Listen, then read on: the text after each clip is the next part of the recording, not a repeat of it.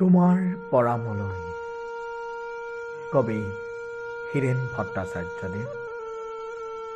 তোমাৰ পৰা moloi উভতি আহিবলৈ মোৰ বহু পৰ লাগে।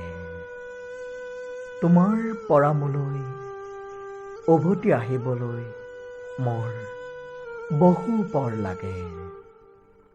শনিৰ বন্ধ এন্ধাৰেৰে হাচনাহানাৰ সুৰভি যেতিয়া উৰি আহে গোপনে গোপনে, মই সেই পৰলৈকে তোমাৰ কাষতে ৰৈ থাকোঁ।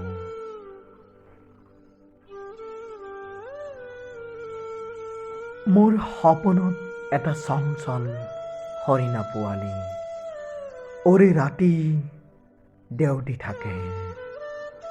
মোৰ সপোনত এটা চঞ্চল হৰিণা পোৱালি উৰি ৰাতি দেউতি থাকে। উভতি যে মই আহিব নোৱাৰোঁ, উভতি যে মই আহিব নোৱাৰোঁ।